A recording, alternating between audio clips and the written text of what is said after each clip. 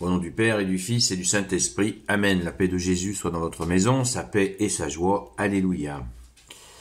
Nous lisons le Saint-Évangile selon saint Matthieu, chapitre 8, versets 5 à 11. Jésus guérit le serviteur d'un officier.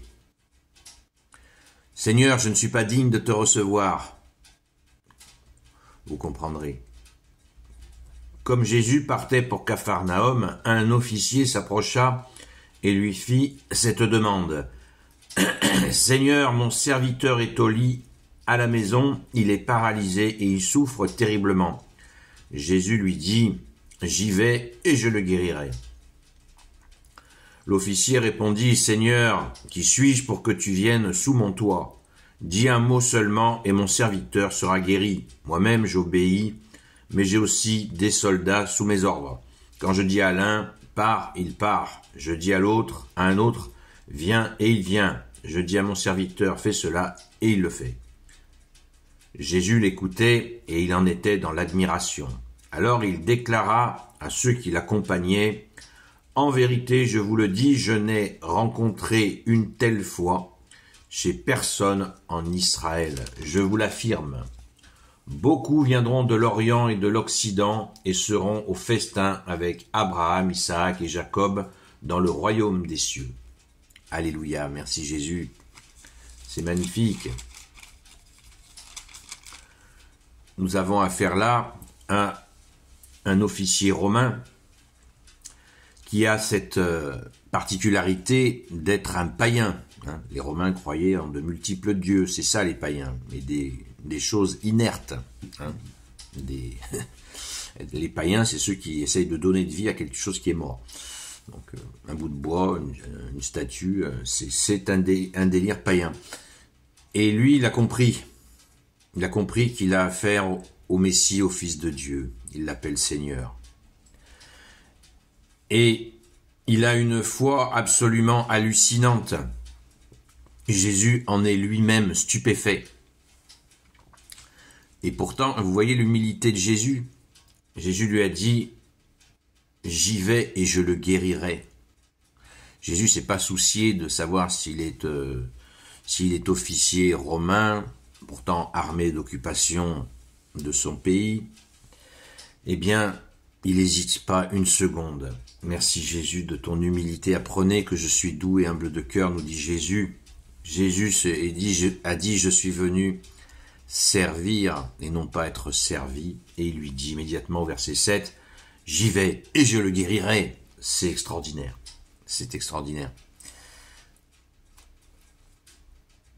Nous avons là dans ce texte cette compréhension que Jésus est venu pour tous les hommes. Absolument tous les hommes. Toujours les petits éléments de contexte qui nous aident vraiment à nous baigner, à nous imprégner de cet événement magnifique. Le centurion lui dit, ne viens pas chez moi. Seigneur, qui suis-je pour que tu viennes sous mon toit? Cet homme savait, il savait, que les Juifs ne pouvaient pas rentrer dans sa maison, sinon ils seraient été dans l'impureté. Entrer dans la maison d'un païen pour les Juifs de l'époque, c'est un acte, il devenait impur en faisant ça.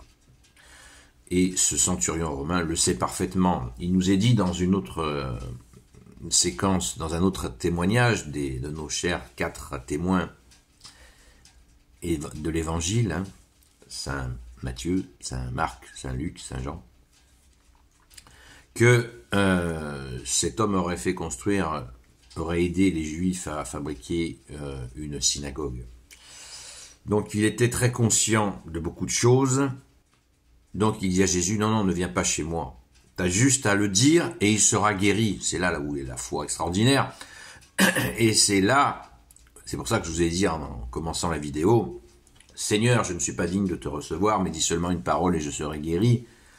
C'est ce que nous disons à la messe juste avant de recevoir la Sainte Communion, l'Eucharistie.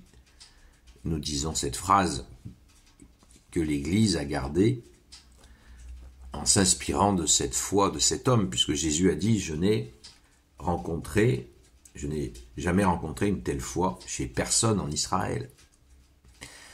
Waouh! c'est beau, c'est absolument merveilleux. Donc on est admiratif dans ce dialogue entre Jésus et cet officier romain. On est dans l'admiration. Et la conclusion de Jésus s'impose. Beaucoup viendront de l'Orient et de l'Occident et seront au festin avec Abraham, Isaac et Jacob dans le royaume des cieux. Voilà. Donc, soyons toujours humbles par rapport aux gens qui viennent d'on ne sait où et qui accueillent Jésus avec grande humilité. Ayons cette grande humilité, ne pas exiger des autres qu'ils soient comme nous, mais d'accepter tout simplement, quand ils ont la foi, eh bien, d'être dans l'admiration, puisque Jésus lui-même, le Fils de Dieu, l'agneau sans tache, le lion de Juda, le Seigneur des Seigneurs, le Roi des Rois, est absolument émerveillé devant la foi de cet homme. C'est beau, c'est beau. C'est le seul moment de l'Évangile où Jésus va dire cette phrase, hein, « Je n'ai rencontré une telle foi, je n'ai jamais... » En vérité, je vous le dis, je n'ai rencontré une telle foi chez personne en Israël. C'est fou.